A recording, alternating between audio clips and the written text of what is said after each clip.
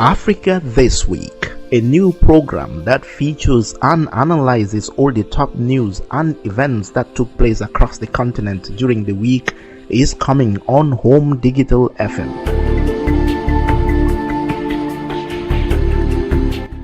The 1-hour Week in Review program will exhibit experts and commentators to look back on the news of the past 7 days and break down stories and issues across Africa that everyone is talking about.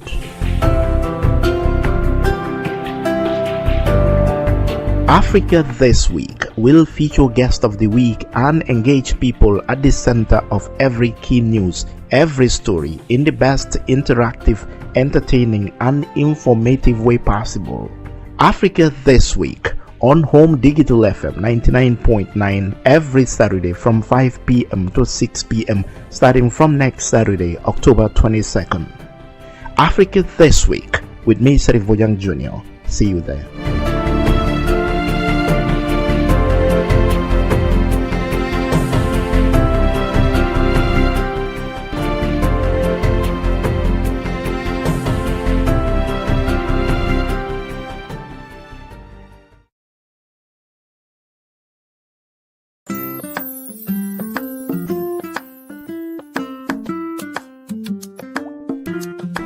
Digital FM 99.9 in Brikama Town. For all the businessmen and women, move out of the darkness, follow the light. Come sell your business with us today. Home Digital FM, let your customers know what you're offering. Be on top of your competitors. Home Digital FM, we will help you stand out. Come advertise with us today for all your businesses. We offer live program coverage both on Facebook Live and on the radio. Text us to sell your products and services. The media is in control. Tell your customers when, where, and how to meet you through Home Digital FM. Don't worry. Do your business. We will sell you out. Call us today on 734-3125 or 200-5770, 620-1413, 766-8394. Home Digital FM. Follow the light.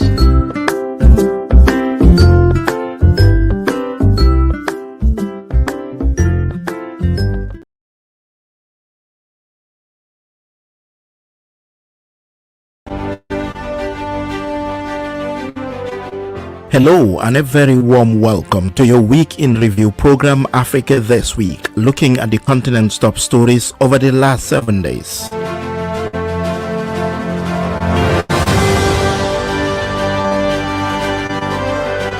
Coming up in this edition, Liberian President George Weah announced he would run for a second term in the October 10 presidential election.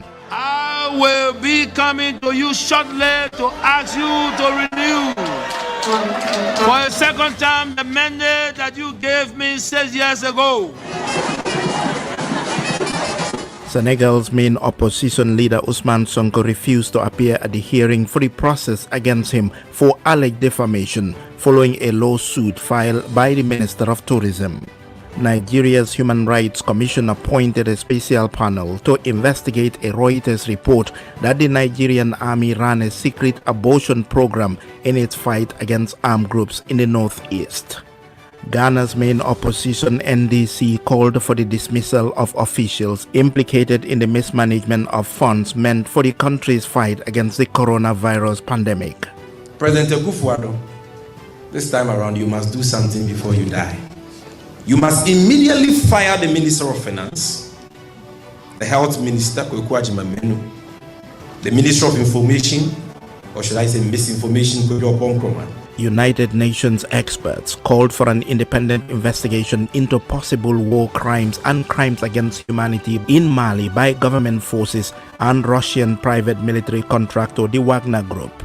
Elsewhere on the continent, Malawi's President Chakwera fired 8 ministers in his first cabinet reshuffle of the year, including deputy ministers, and removed ministerial portfolios for himself and his deputy Saulos Chilema. And a court in Cameroon sentenced a former defense minister once tipped to succeed President Paul Biya to 30 years in prison for embezzlement.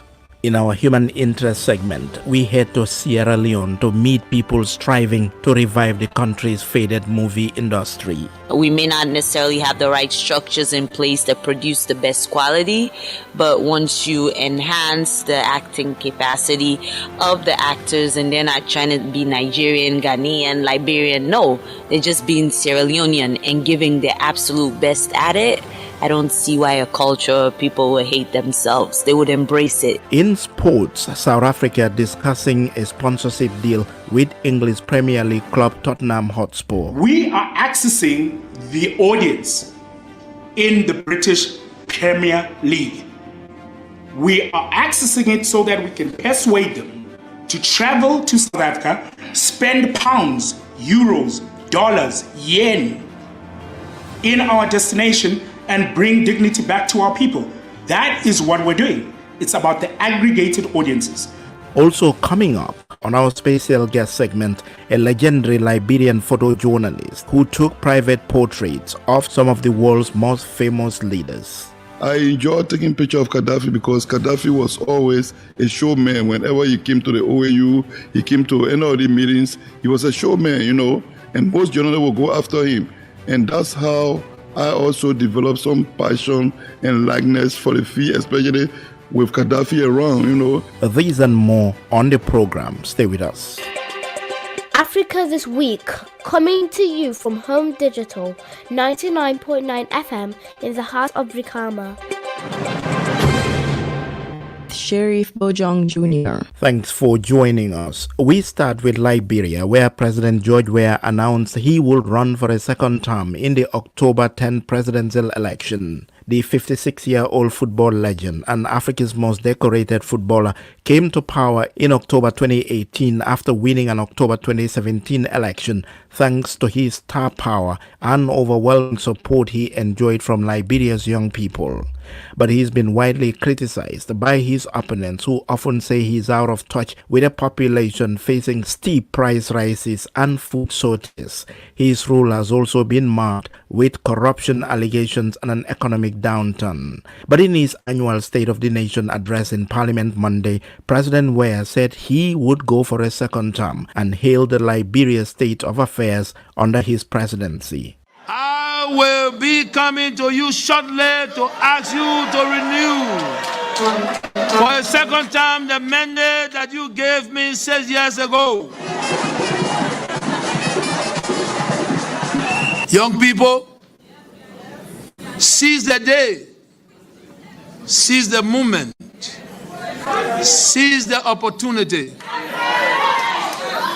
This is your time. This is our time. As we stand here today, let me assure you that the state of our nation is strong. The state of our nation is stable. The state of our nation is vibrant. The state of our nation is youthful. The state of our nation is peaceful and secure. We intend to keep it this way. Liberian President George Weah. Senegal's main opposition leader Ousmane Sonko did not appear Thursday at a hearing for the process against him for alleged defamation following a lawsuit filed by the Minister of Tourism Mengbe Kering. According to the Senegalese state news agency RPS, the minister, who was present in court, has complained that Sonko claimed his name appeared in a report by the General State Inspectorate for alleged embezzlement, accusations that he rejected. The prosecutor's office has also accused Sonko, who is expected to contest the 2024 presidential elections, of insults and false use of an administrative document, as reported by local newspaper Libération. Reports say Senegalese authorities had reinforced the security arrangements around the court in view of the appearance of Sonko, who is also being tried in a case of alleged rape and death threats. Sonko, leader of the Senegalese Patriots for Work, Ethics and Fraternity, PASTEF, was arrested in 2021 after some 20 opposition parliamentarians lodged an appeal with the Constitutional Court against the withdrawal of his parliamentary immunity. The arrest sparked a wave of protests that resulted in several deaths. He was eventually released, although proceedings against him are still ongoing. Nigeria's Human Rights Commission has appointed a special panel whose role will include investigating a Reuters report that the Nigerian military ran a secret abortion program in its fight against armed groups in the northeastern part of Nigeria. NHRC, which is appointed by the government, said in a statement posted on its website on Tuesday that it would launch the special panel next week in Abuja. The commission said the 7-member panel would be chaired by retired Supreme Court Judge Abdul Aboki and includes a retired Major General, a representative from the Nigerian Bar Association, and an expert in obstetrics and gynecology. Reuters reported in December, based on dozens of witness accounts and documentation, that the military abortion program involved terminating at least 10,000 pregnancies among women and girls, many of whom had been kidnapped and raped by rebel fighters. The Nigerian army denied the report. Tony Ojoku, the executive secretary of the Nigeria Human Rights Commission, said the investigation would meet international standards. The investigation process of the commission must meet the international human rights standards required for this kind of investigation. The investigation of the commission must meet the following standards.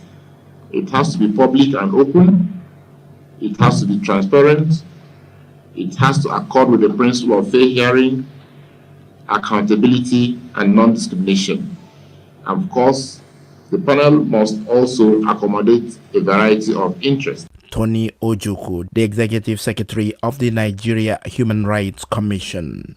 Meanwhile, the Chief of Defense Staff of the Nigerian Armed Forces, General Lucky Irabo, has welcomed the decision by the Human Rights Commission to investigate the mass abortion allegation and said the army would give unfettered access to the investigators. Armed Force stand ready for any establishment, and I think in this case, the National Human Rights Commission stands a good ground to carry out an investigation.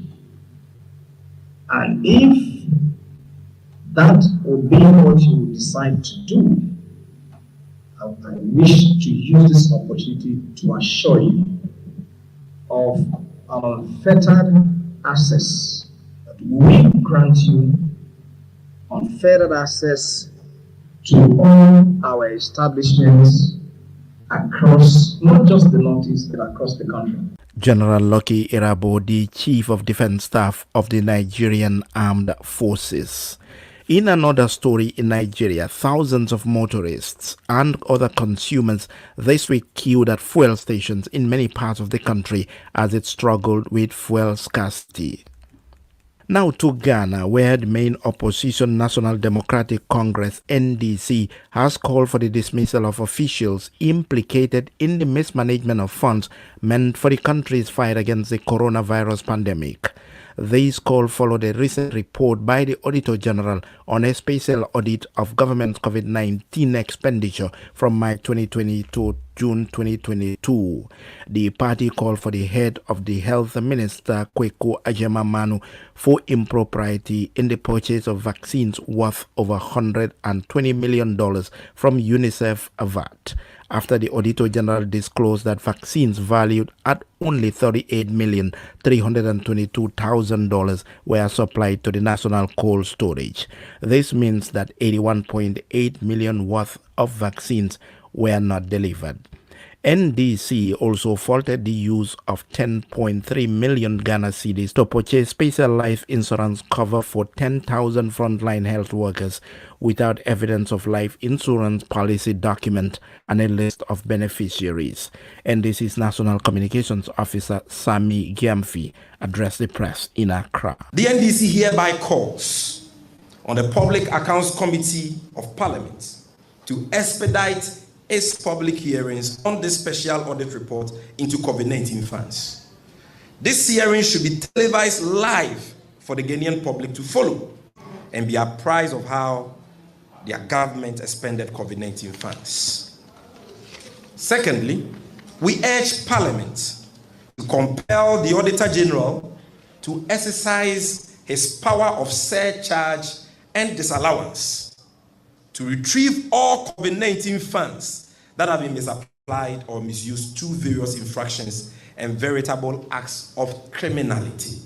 The Supreme Court has been very clear on this. The Auditor General owes this a duty to this country. His report is not enough, and we want to see him taking concrete actions, surcharging people and retrieving these stolen monies, which can be used to build schools, which can be used to provide food for our children in secondary school, which can be used to build hospitals, which can be used to improve the lives of our people.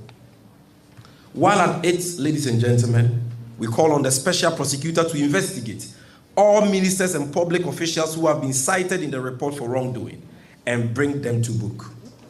President Akufo-Addo, this time around you must do something before you die. You must immediately fire the Minister of Finance, the Health Minister, Bojang Jnr, the Minister of Information, or should I say misinformation, the CEO of the National Food Buffer Stock Company, and all other public officials, be them political appointees or civil servants, who have been cited in the Auditor General's report for violating the laws of the country in their expenditure of COVID-19 funds. And if he fails to do so, we are telling the perpetrators of this heinous crime that the day of reckoning and accountability will surely come for them. Sami Gyamfi, National Communications Officer of Ghana's main opposition, National Democratic Congress, NDC.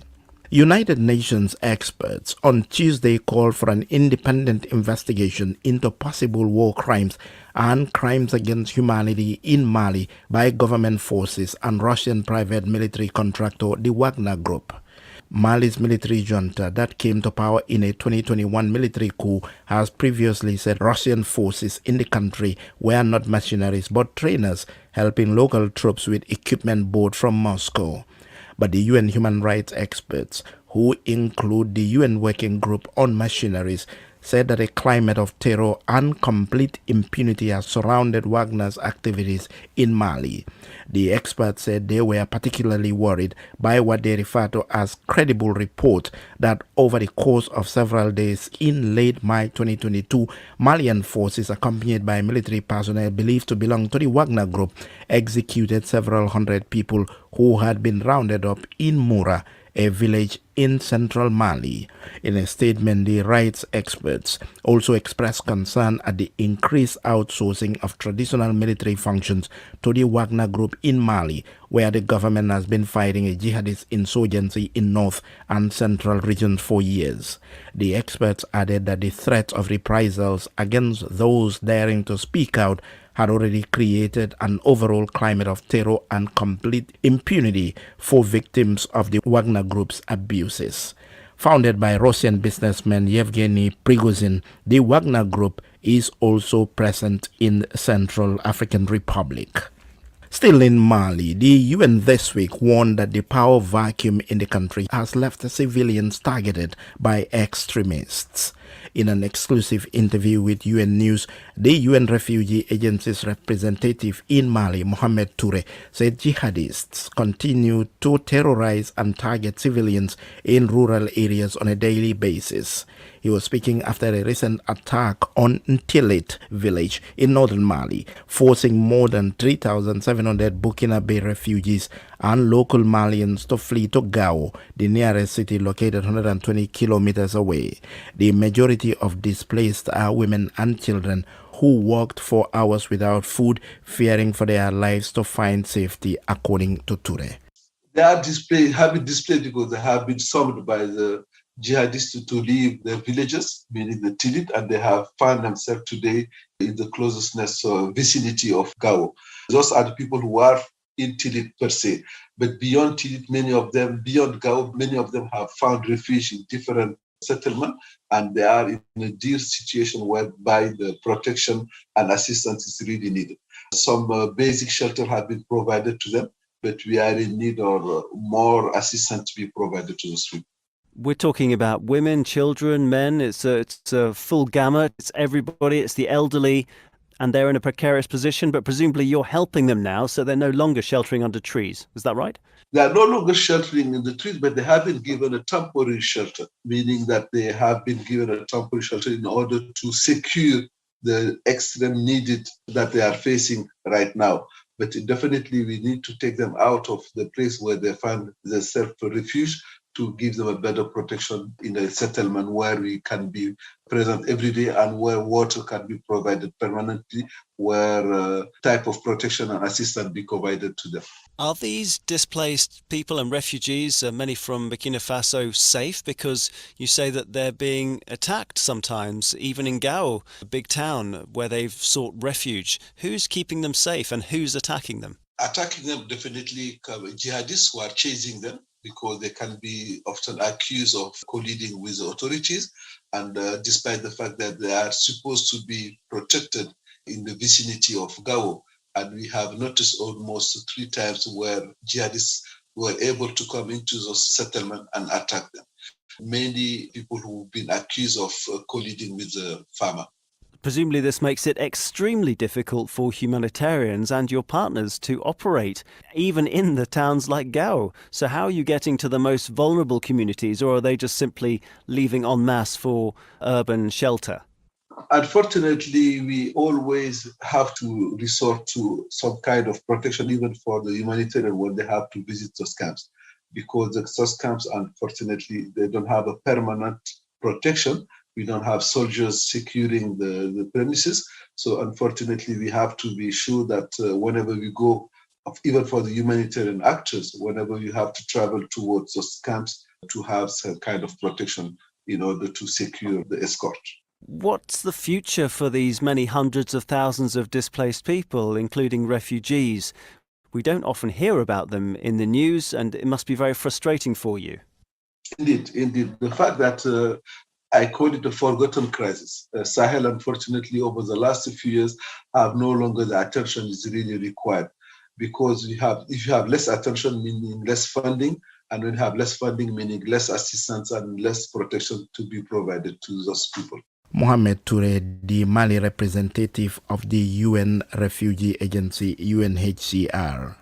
Thousands of demonstrators last week Saturday rallied in Burkina Faso's capital Ouagadougou in support of the ruling junta, days after France confirmed its special forces there would withdraw. Local reports say the protesters parked the famous Nation Square in central Ouagadougou, holding signs bearing slogans such as "Down with imperialism," "Down with French policy in Africa," and "Forward for Burkina's sovereignty." Former colonial power France has special forces in Ouagadougou, but its presence has come under intense scrutiny as anti-French sentiment in the region grows. France confirmed last week that the troops deployed to help fight a years-long jihadist insurgency would leave within a month.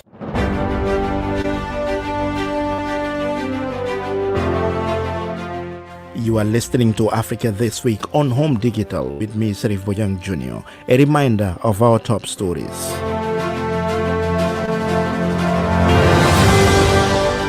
Liberia's President George Weah announced he would run for a second term in the October 10 presidential election. Nigeria's Human Rights Commission appointed a special panel to investigate a Reuters report that the Nigerian military ran a secret abortion program in its fight against armed groups in the northeast.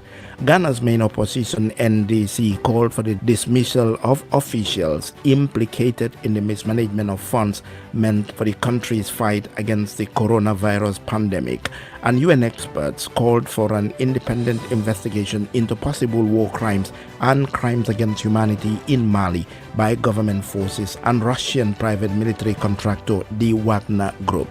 Still ahead in the program, Tanzania's president launched a commission to investigate claims that most of the money collected for plea bargain agreements by the public prosecutor has gone missing, with some allegedly banked outside the country. We also have our human interest and special guest segments, plus sports and more. Stay with us. Africa This Week, coming to you from Home Digital 99.9 FM in the heart of Brikama. Now to Cameroon. A court in Cameroon has sentenced a former defense minister, once tipped to succeed President Paul Biya, to 30 years in prison for embezzling nearly $40 million. Edgar Alain Mebengo was accused of inflating contracts to buy military equipment from Brazil. His wife Bernadette was also found guilty of embezzlement and was handed a 10-year sentence. The court has also ordered the seizure of their assets, including luxury cars, houses, and land titles, according to local reports. The pair denied wrongdoing, and their lawyers said they would appeal against the verdicts at the Supreme Court. Ngo occupied multiple senior positions in the government, notably the Minister of Defense, for 6 years. He was also the head of the National Police from 2004 to 2009. Malawi's President Lazarus Chakwera Tuesday fired 8 ministers in his cabinet reshuffle of the year, including deputy ministers, and removed ministerial portfolios for himself and his deputy Saulus Chilima. Among those sacked were Information Minister, Local Government Minister, Community Development and Social Welfare Minister, and ruling Malawi Congress Party Secretary General, who was Environment Minister. In a surprise move, Chakwera appointed a deputy minister to local government, unity and culture from the opposition Democratic Progressive Party, which is led by his predecessor, Peter Mutharika. Chakwera vowed in his New Year's Day address that he would name a new cabinet focused on maximizing the country's limited resources to improve service delivery. Last year, the Malawian leader dissolved his entire cabinet, citing corruption allegations against ministers. Tanzania's President Samia Hassan Suluhu Tuesday launched a commission to investigate claims that most of the money collected for a plea bargain agreement by the public prosecutor has gone missing, with some allegedly banked outside the country. In 2019, the president's predecessor, John Magufuli, amended the criminal laws to introduce, among other changes, a plea bargaining arrangement where detained suspects and convicts bought their freedom or got lesser sentences. According to the government's audit office, the Office of the Director of Public Prosecution, DPP, had collected at least $21 million by April 2021. Among many others, investigative journalist Eric Kabendera, in February 2020, paid over $70,000 to be free, according to the courts. He was arrested on charges related to money laundering, tax evasion, and leading a gang of organized crime. Pope Francis on Thursday urged young people in Democratic Republic of Congo to forge a new future without the ethnic rivalry, corruption, and distrust that has fueled so many bloody conflicts on the continent.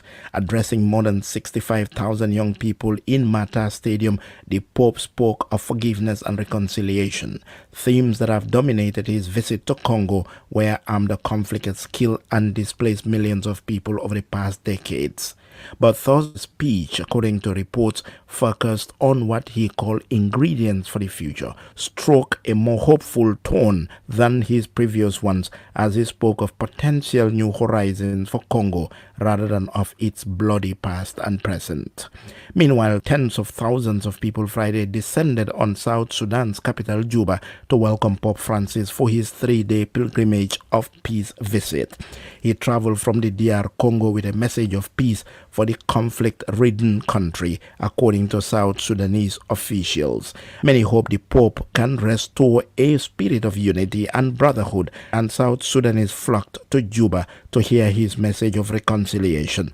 Among them is a group of Catholics who walked for 9 days from Rumbexum, 300 kilometers northwest of Juba. This is what some of them told African News TV channel. We are combining the two aspects. We are really working for the nation and also working to encounter ourselves in God, in Christ, in this special event in which the Pope with other church leaders will come and visit this country. Along the way, I think we encounter not really many difficulties, just the fatigue of the walking. but we felt supported by so many people while passing the villages. There were all people really encouraging us in this enterprise. We have experienced a lot of pouring of blood in this area. So we decided, coming of our Pope in Africa, especially visiting South Sudan, it is an occasion for us to come to welcome him because he's coming for peace and reconciliation. South Sudanese Catholics who trekked 9 days to Juba to welcome Pope Francis in their capital city. From news and current affairs to our human interest segment, this week we meet Sierra Leoneans who are striving to revive their country's faded movie industry. She is not your baby. I will not have that today, Salama. This your wife? You treat her like an egg. We can't boil her, we can't fry her. In the sitting room of a hilltop private house overlooking the ocean from a distance in this bustling city, aspiring actors and actresses take the stage to perform their lines in front of their coaches. I want to attack how clouded you are by this woman. What do you mean, troublemaker? Who are you calling a troublemaker? You violent woman. The project being rehearsed is a television comedy series to be produced by local production company Imperium. Jalikatu Mustafa is the chief executive officer of the company. The idea of this whole comedy, this African comedy, came to me about maybe a month and a half ago. I felt like the market was missing something of that sort. So I decided to move along with something that told African story, but with a sense of comedy within it, but also dealt with serious issues as well. So it gets tricky to cover all those areas, but that was the goal. Thanks to innovations like Jellycatus, the local industry is today attracting Sierra Leone's young population who are eager and committed to make their marks as local champions. One of them auditioning here is this young lady. I am Vivian Swill. I am the program manager for Start Television Network in Sierra Leone. I am here tonight as a potential future actress. It's actually something I started way back before coming into broadcasting. I started acting back in the days when it was just stage drama. Then I tried to go into the movie world, but there are several challenges with people giving you scripts. Some of the people here, some of the guys, you'd have to sleep with them, and also I thought it's my talent. I can't sleep with you to get a script if I'm going to use my talent. So I haven't been in any movie. But then since I saw what Jelika is doing and I knew she's a woman, I said, there's no way she's going to try to sexually exploit me. So I gave it a try. I went for the audition, surprisingly, and then I made it to the stage. And what are some of the roles you've auditioned for so far? I auditioned one, Mary. She's like the cool, calm person. She's a doctor, according to the script. Unlike me, in reality, I'm not that cool, calm person. But again, another me is I'm unpredictable. I have several personalities. Sierra Leone's local industry kicked off in the 1990s, but because of so many challenges, it has struggled to make its mark within the country, and it has never effectively crossed the frontiers of this nation.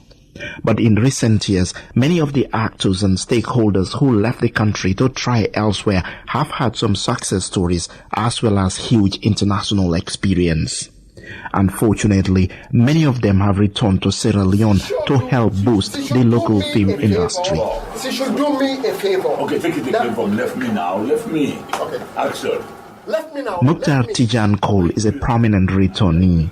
According to him, mediocrity and low capacity are some of the biggest factors affecting the industry. They tend to settle for less. They tend to settle for mediocrity. And when you accept mediocrity in others, very soon you will accept mediocrity in yourself. They have not managed to raise the bar up. Another problem that comes up quite often for Sierra Leone's film industry is the local people's habit of hardly appreciating anything Sierra Leonean. But according to Jalikatu, this will change once the capacities are enhanced. We may not necessarily have the right structures in place to produce the best quality, but once you enhance the acting capacity of the actors, and they're not trying to be Nigerian, Ghanaian, Liberian, no, they're just being Sierra Leonean and giving their absolute best at it, I don't see why a culture of people would hate themselves. They would embrace it as long as it's on that high level. There is no doubt that the road to making Sierra Leone's local film industry a global brand is long and rough. But with the excitement of the young aspiring actors auditioning here and foreign experts coming back home to help out, many people in this city are hopeful that there is light at the end of the tunnel.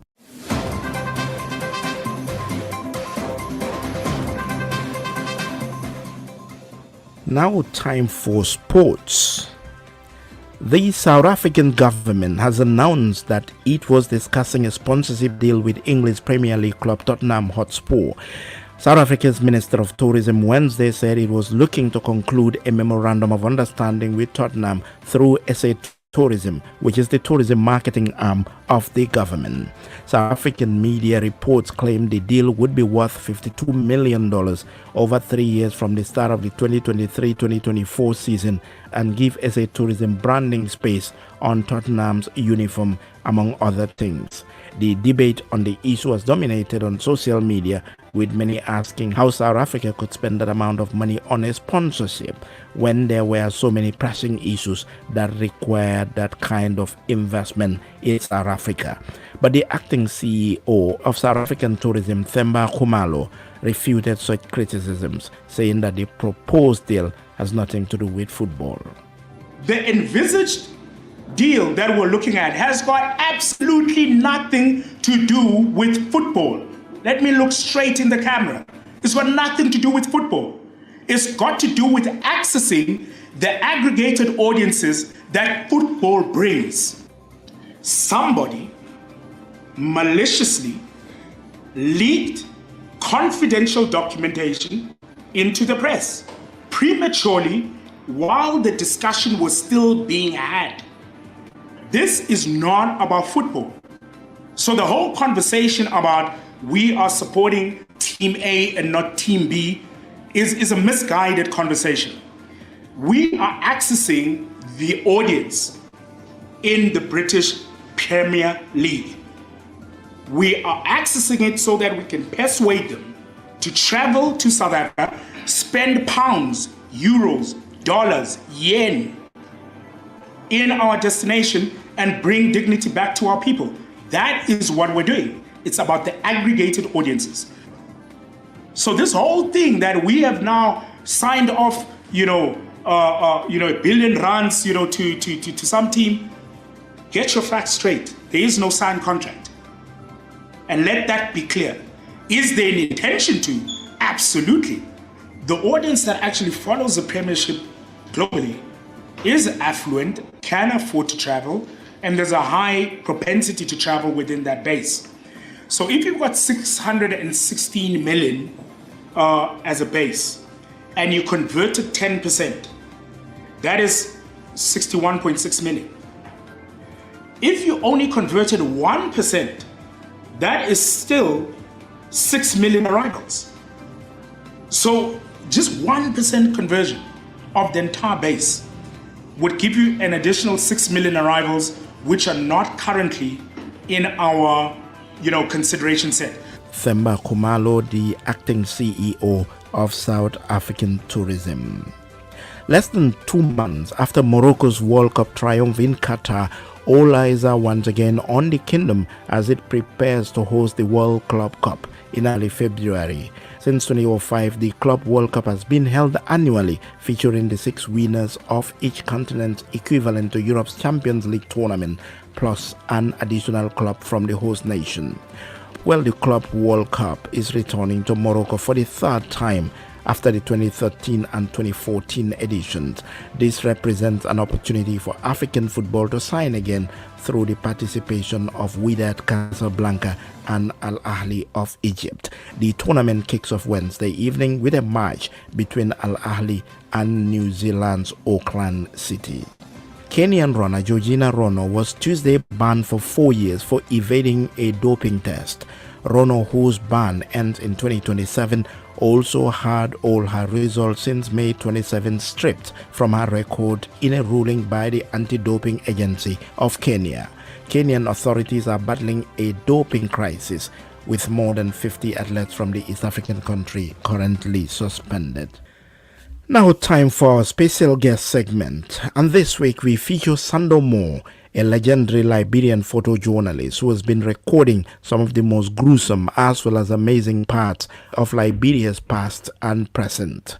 As a child, Moore took a photo of an event just for fun, a photo that landed him his first money and propelled him to international stardom. He took portraits of and covered some of the world's most prominent leaders, among them former US Presidents Ronald Reagan, Bill Clinton, and George Bush, former French President Francois Mitterrand, and South Africa's Nelson Mandela. So how did Sando Moore's 4-decade career start?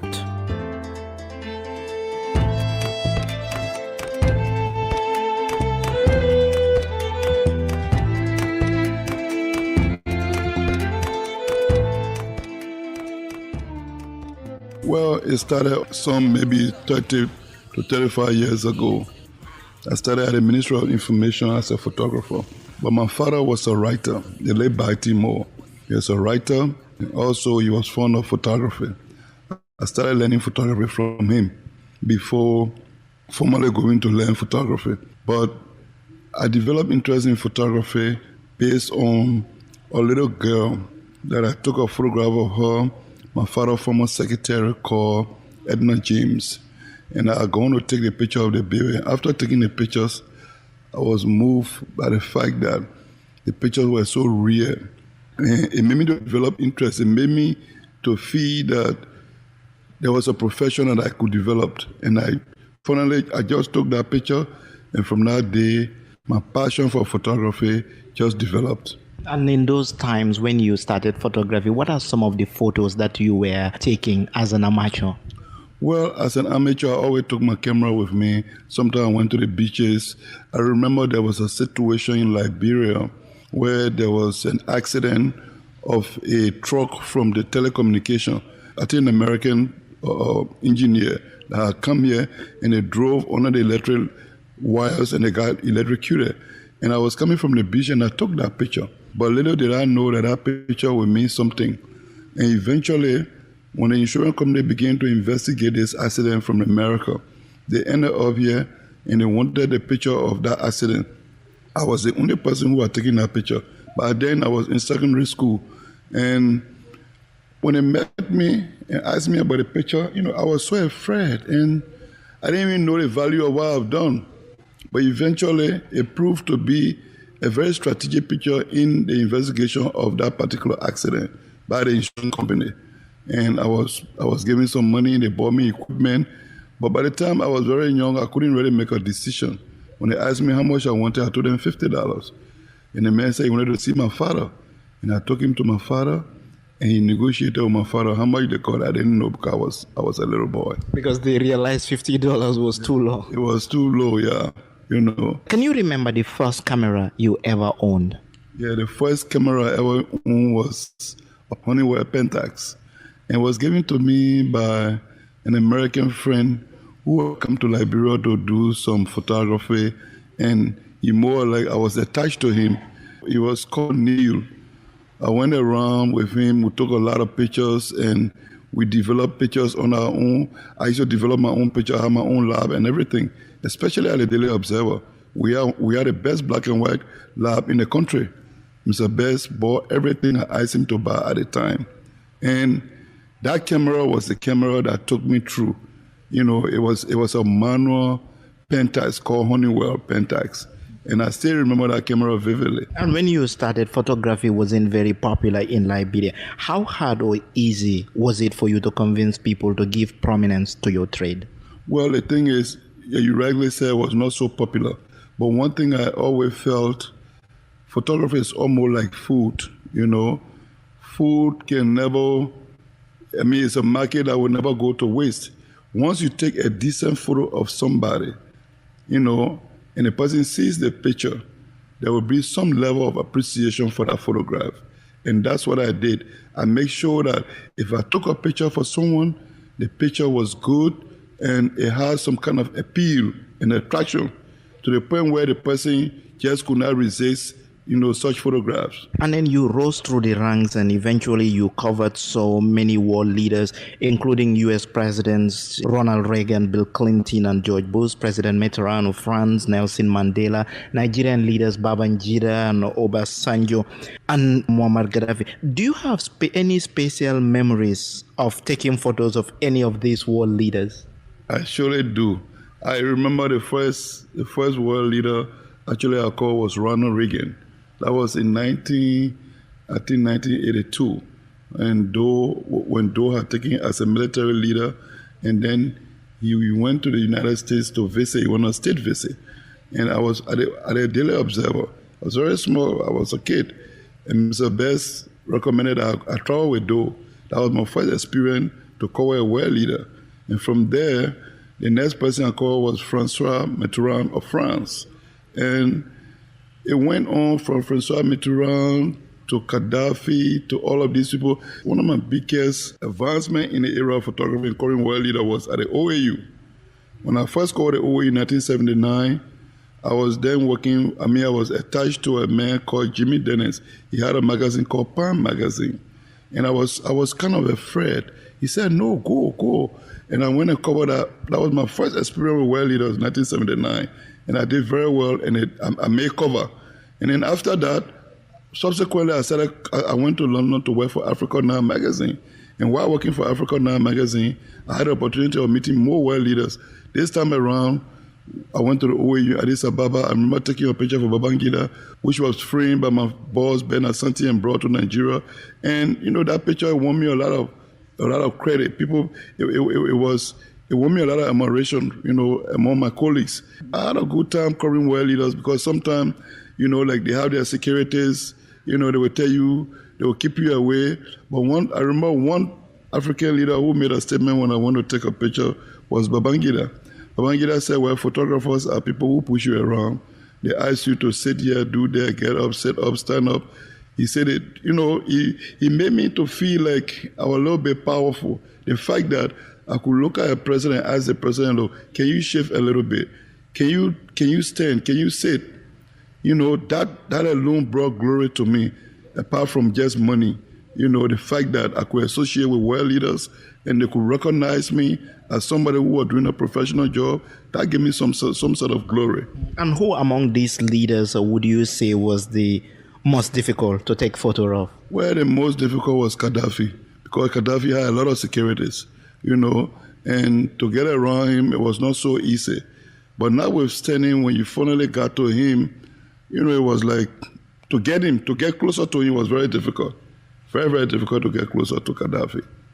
So, I won't say difficult, but I enjoyed taking pictures of Gaddafi because Gaddafi was always a showman. Whenever he came to the OAU, he came to any of the meetings, he was a showman, and most journalists would go after him.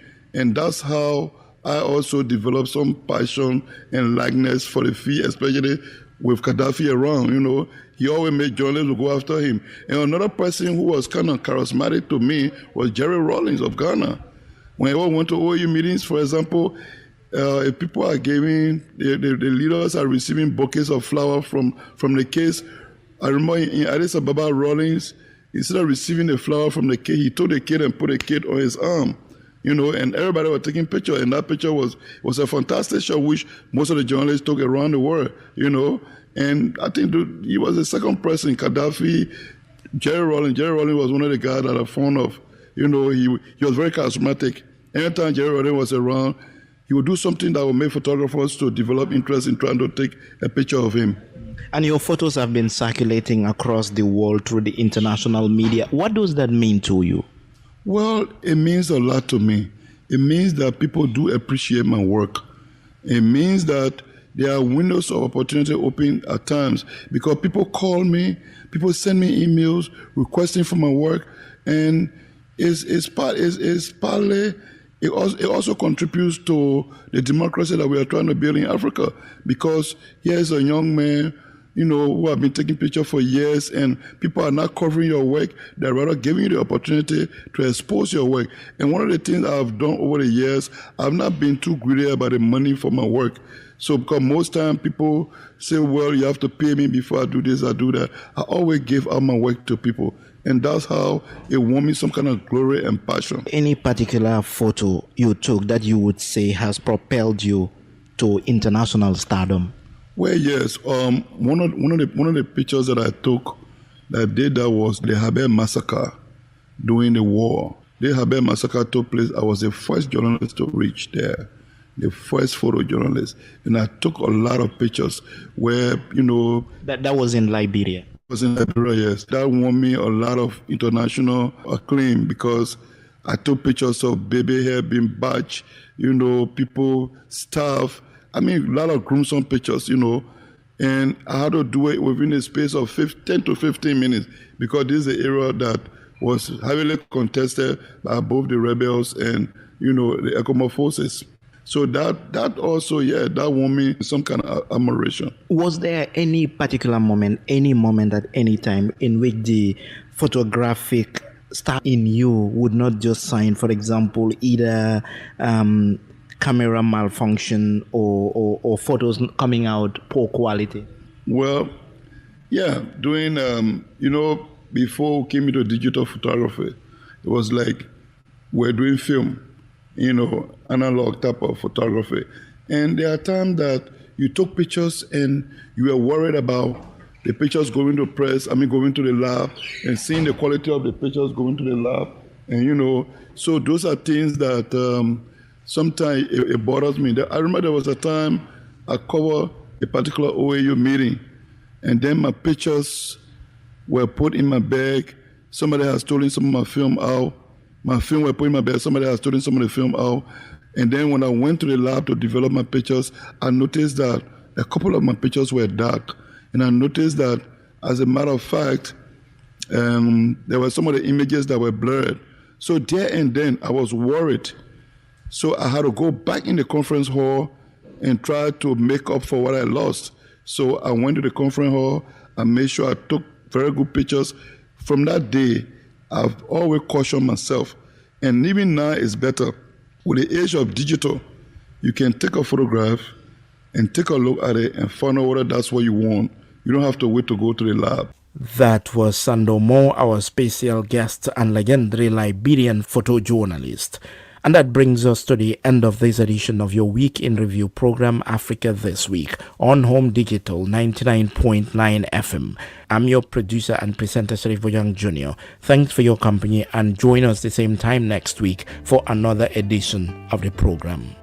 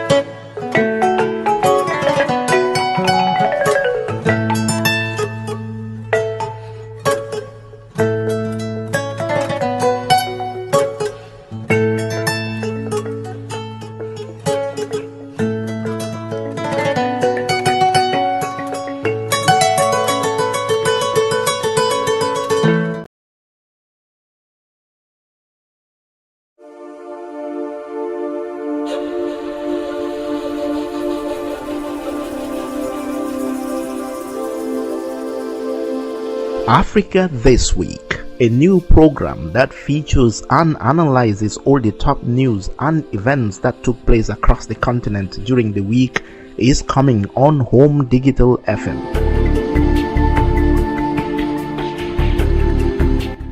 The 1 hour week in review program will exhibit experts and commentators to look back on the news of the past 7 days and break down stories and issues across Africa that everyone is talking about.